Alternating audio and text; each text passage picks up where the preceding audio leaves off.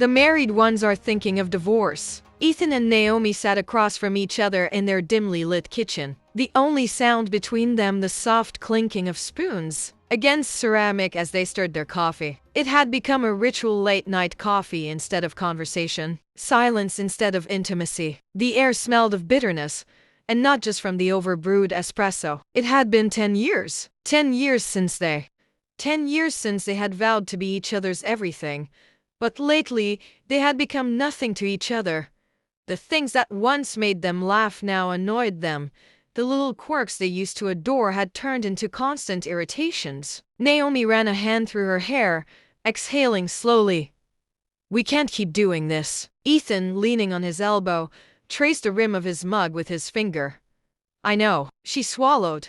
"So what do we do?" He didn't answer right away. Instead, he looked around their kitchen, the tiny space where they used to cook together, where he had proposed one evening, flowers still dusting Naomi's cheeks. Now, the walls felt too tight, pressing in on them like a reminder of all that had changed. "I don't know," Ethan admitted. Naomi bit her lip. The words were right there, sitting on her tongue, threatening to spill out.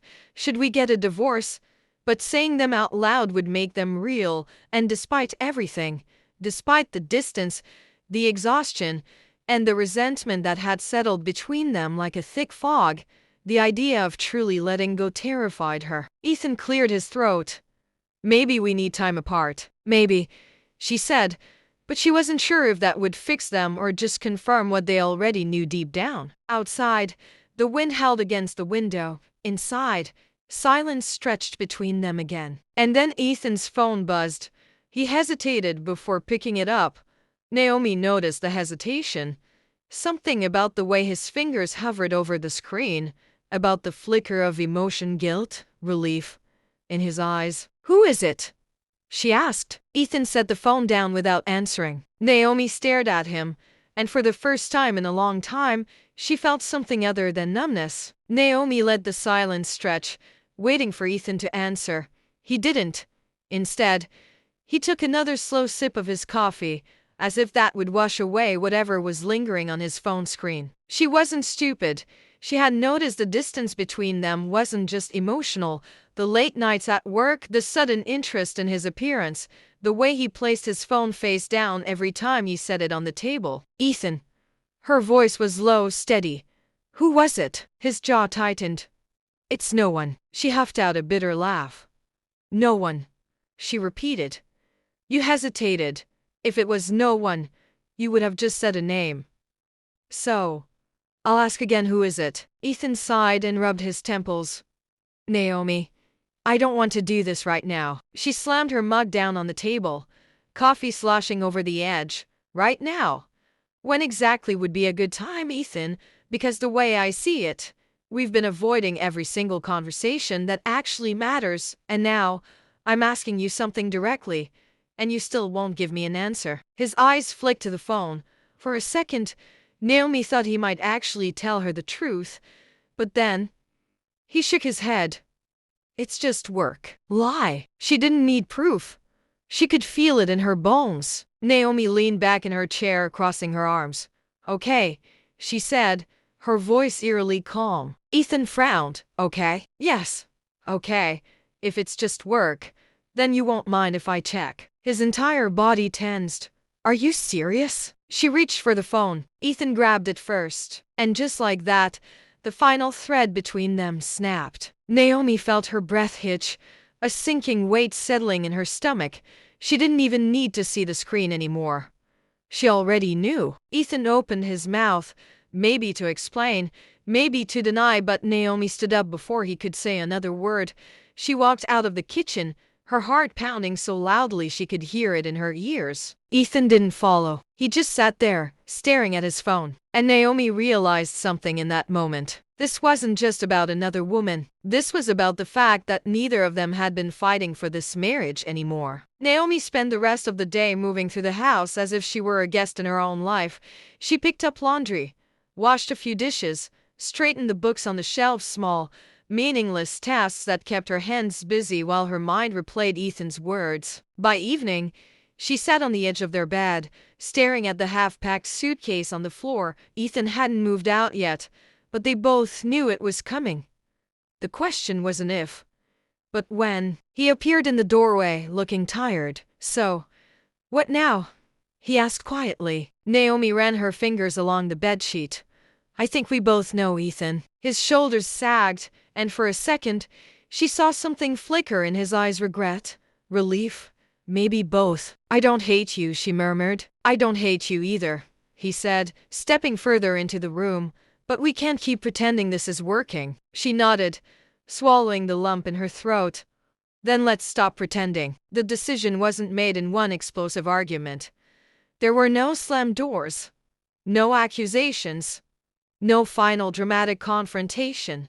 Just quiet acceptance, a mutual understanding that love, no matter how deep, sometimes wasn't enough. A week later, Naomi stood by the window, watching as he loaded the last of his things into his car.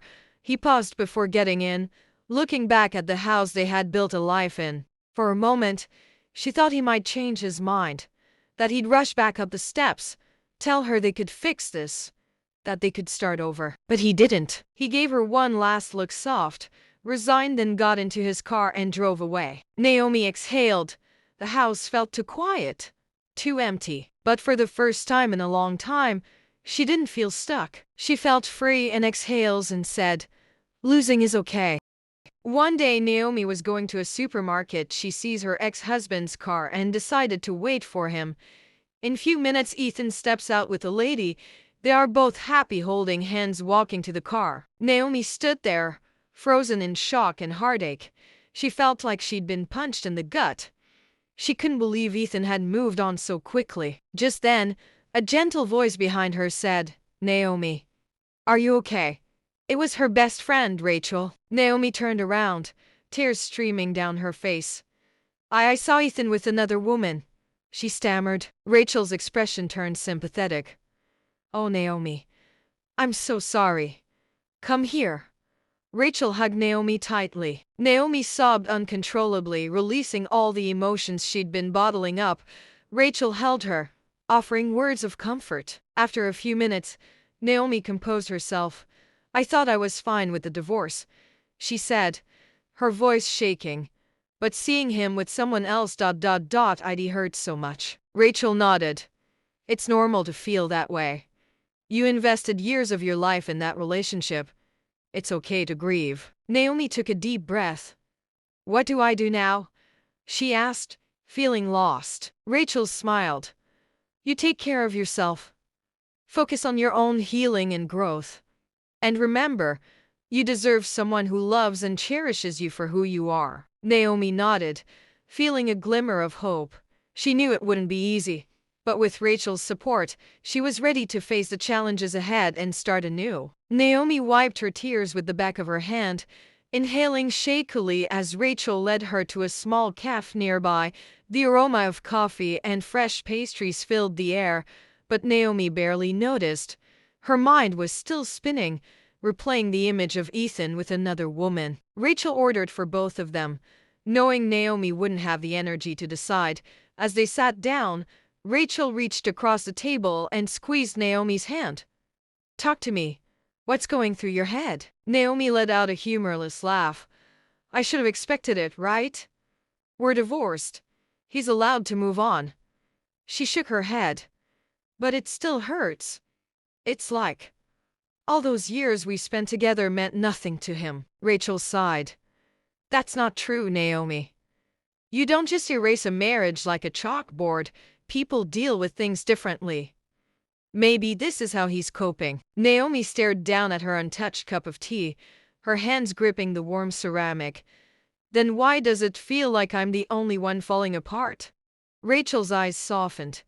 "Because you allowed yourself to feel it. You didn't rush into distractions. You faced the pain. And that's why you'll come out stronger." Naomi nodded absently, stirring her tea even though she wasn't going to drink it. "I just thought I was doing okay. But now I feel like I'm back at square one." Rachel shook her head. "You're not. Healing isn't linear, Naomi. It's messy, and it's painful. But that doesn't mean you haven't made progress. Naomi leaned back in her chair, exhaling slowly. So, what now? I can't just sit here wallowing forever. Rachel grinned. Now you rebuild. Not for Ethan. Not for revenge. But for you. Do the things you always wanted to do. Travel. Take that art class you kept talking about. Change your hairstyle, something that's just for you. Naomi gave her a small smile. You make it sound easy. It's not. Rachel admitted. But every time you choose yourself over the past, it gets a little easier. Naomi thought about that for a moment. Maybe it was time to stop focusing on what Ethan was doing and start figuring out what she wanted. She picked up her phone, scrolling through an old list. She had made things she wanted to do someday but had always put off for later. Maybe later had finally arrived. With a deep breath, Naomi looked up at Rachel, determination flickering in her eyes. All right, she said. Let's start over.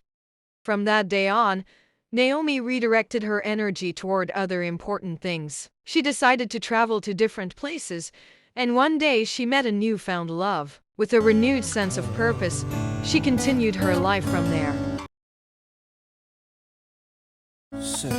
From the moment I met you, I knew you were the one for me, baby. Your smile brightens up my day, I can't lie. I see the beauty in your eyes. I see where I belong. Thank you all for watching. Please don't forget to subscribe, like and comment. God bless you all. I met you, I knew you were the one for me, baby. Your smile brightens up my day, I can't lie.